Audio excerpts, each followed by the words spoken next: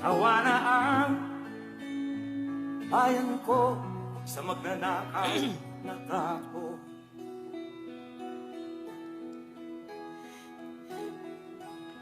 Madilim na kahapon, ikaw ang mataahon.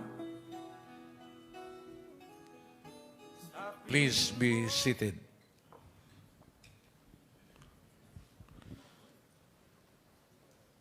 Good afternoon, Mr. President and distinguished guests. Today, we will witness the President enact into law the 2020 General Appropriations Bill.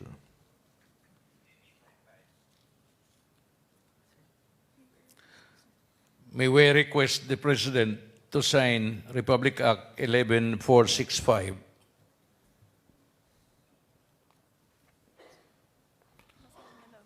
Republic Act 11465 is an act appropriating funds for the operation of the government of the Republic of the Philippines from January 1 to December 31, 2020, and for other purposes. This bill authorizes the appropriation of funds for the operation of the national government, the local government units, and government-owned and controlled corporations for fiscal year 2020.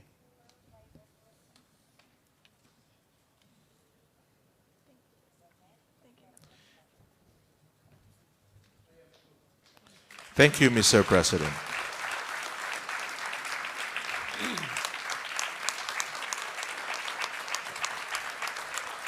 Magandang hapon po sa kanilang lahat. Ang Pangulo ng Republika ng Pilipinas, Mayor Rodrigo Roa Duterte.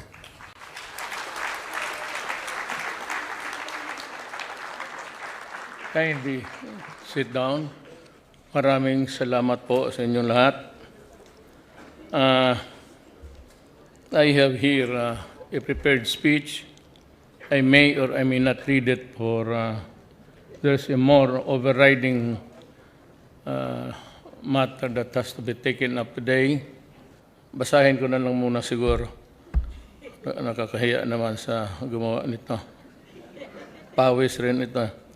I am pleased to join you today as we welcome the new year with hope, much hope for the future of our nation. The passage of the 2020 General Appropriations Act is proof that the invaluable help of both houses in Congress, this government can effectively work together the enactment of key legislative measures that will support our development agenda in the next 2.5 years. Representing almost 20% of our projected GDP for 2020, this year's 4.1 trillion budget will support our vision for a more peaceful and progressive Philippines. An upper income middle, peaceful and progressive Philippines, an upper bracket of earners who can make a difference has already cut poverty rate by just 14% and achieve a 7.5% GDP growth for 2022. As in previous years, we will continue to allot a great portion of the national budget for infrastructure development and other social services, programs that will directly touch the lives of our people. We will spend 38% of the budget to fund programs on education, healthcare, housing, and social welfare. To further boost our thriving economy, we will likewise invest 29% of the budget infrastructure, tourism, trade, job generation, and agriculture. We will also allocate 11% of the budget for debt servicing with the ultimate goal of bringing down government debt to just 39% of the GDP by 2022. Let me take this opportunity to thank Congress for supporting this administration's sound fiscal policies, to the continued adoption of the cost budgeting system, and the full implementation of the comprehensive tax reform program. I likewise recognize the invaluable contribution of the men and women of the Department of Budget and Management under the leadership of Secretary Abisado for his efforts in crafting this year's budget. As we look forward to another productive year for this administration, I ask Congress and our civil society partners, as well as my fellow civil servants in the executive department, to remain driven towards our collective goal of providing a more comfortable life for our people. Together, let us ensure that every peso in the budget will never be used to support the selfish greed of the few, but spent exclusively for the benefit and the service of the Filipino taxpayers. Maraming salamat po.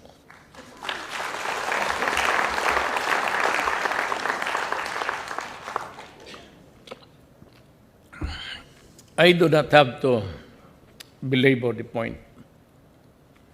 There is an evolving crisis somewhere.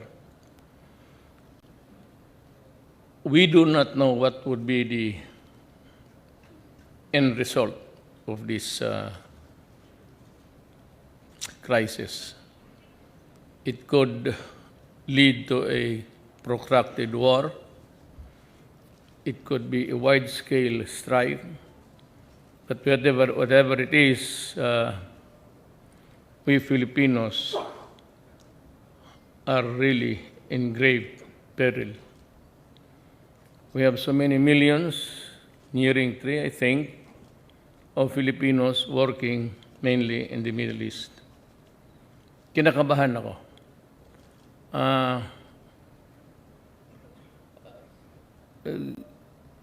Iran seems to be bent on a retaliation, which I think will come. It's a matter of time. There is much hurt and even the loss of pride of the Arabic world. And retaliation or the cry for blood is there. Wala akong I do not have anything worry, were it not for the fact there are a lot of Filipinos there. And it would take us a huge gargantum effort just in case total breaks out of how to bring them back safely. I called for the major commanders yesterday afternoon. I told them of the gravity of the situation and told them that they have to start even the deployment itself. You just cannot, there's no such thing as a minimalist view here. It's fraught with danger. And I'm afraid of the so many lives of our countrymen in jeopardy in that place. So here you are. I was tinkering with the idea of calling a special session Congress. Sonny Dominguez says we have unlimited funds. For that, no.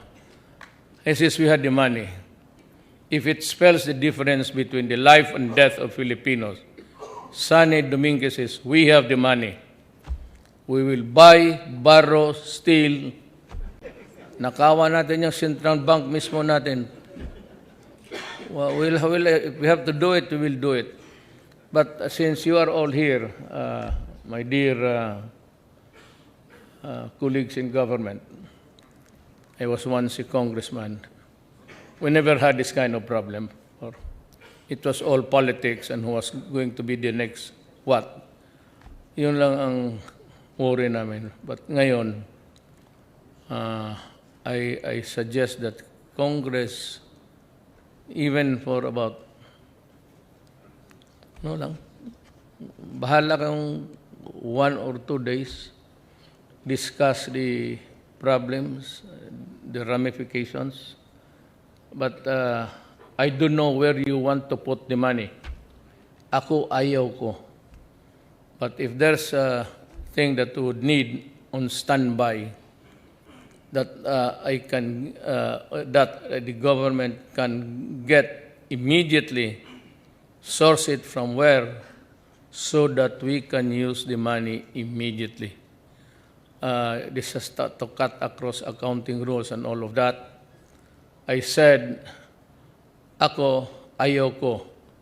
We might want to place it in the hands of a committee. Kasi ayaw ko yung magkwenta-kwenta ako pagkatapos with that huge amount. I do not want to be bothered with that kind of... we need billions there. Standby lang. And calculate what would be the calibrated withdrawals. First, in places where it is really very dangerous. As for example, well, lahat, if Iran poised to strike, it will not strike Iraq. Because as it is, Iraq is already in a sorry state. Maybe Iran rather would go for a more bloody nose. And there's only one there. It could be Saudi Arabia. Striking Iraq would not make anything out of it. Ang problema is there are 2 countries that are really, which is the apple of the pie, the Iranians. It's the Israel and Saudi Arabia. Kung yan ang mangyari, then we have trouble because most of our OFW are stationed. Majority of them are in Saudi Arabia. So I am not as bright as the others. Those with strategic minds might want to do it for us. Let's start with a standby fund. I said, everybody, it's not only you, it's only me, was very allergic to how the money is spent. I do not want to hold it. We might want to get some of the men with integrity and probity, and they can be the disbursing body there. But as long as there is money, what I'm interested in, there is money. Who spends it? Congress can put the safeguards, the roadblocks there to avoid corruption. Alam mo, pag ito malaking pera at saka mabilisan ang pasa, there's bound to be some, I hate to say this, but that's always the case. And that is why today, projects are not implemented. You know why? One of the reasons really is takot ang mga tao, mga official down to embark on projects. Why? Not all, some. Ayaw masisira ang career nila, especially those nearing the finish line, about to retire. Ayaw nang gumalaw pag may mga pera-pera kasi takot. You have a bureaucracy who's sometimes corrupt, a bureaucracy who's timid, who's very extra cautious, and that is why the projects are not implemented even down the line. So gusto ko lang malaman ninyo na ganun ang istorya. But it's not all because everybody wants to get hold of the money. Some, kagaya ko, ayaw ko because I do not want to make accountings. I mean, I can handle the job, but the least the thing I do is the yung aspersions about corruption and all of this.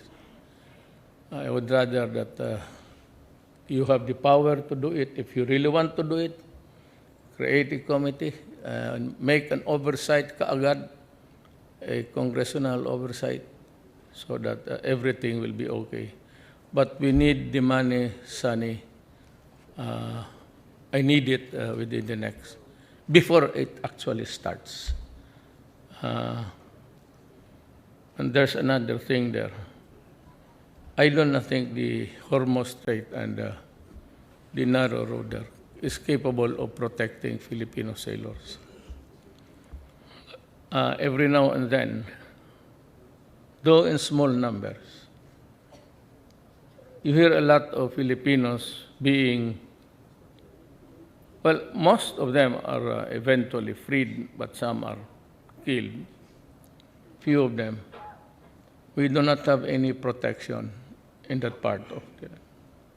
At one time, when there was about 6 Filipinos, I threatened to send a frigate of our Philippine Navy to patrol the international waters before entering the Sea of Hormuz.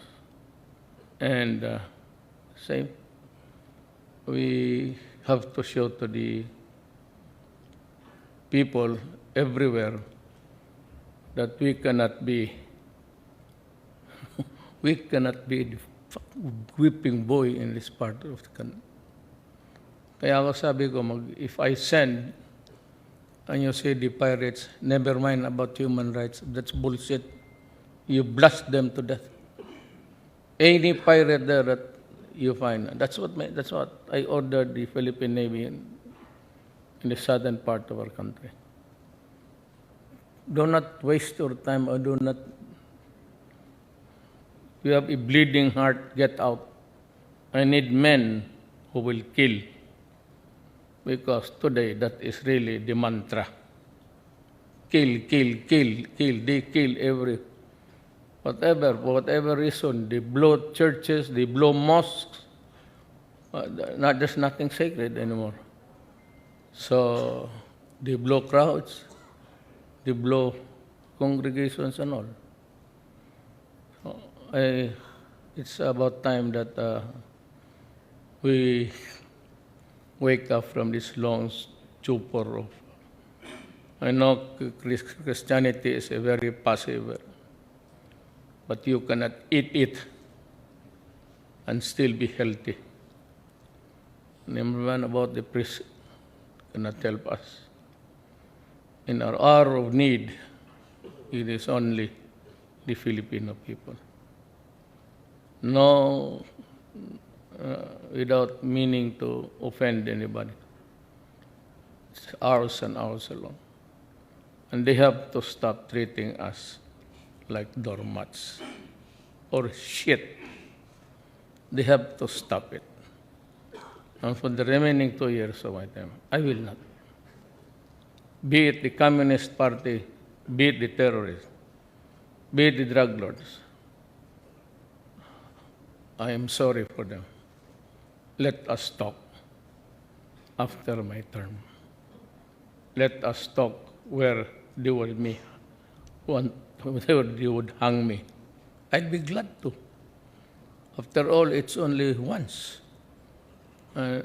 Remember, not all people die because of hanging. Other people die because of sickness. So, actually, when you die of hypertension, there's no purpose in it. But if you die for your countrymen, it's going to be great. Thank you.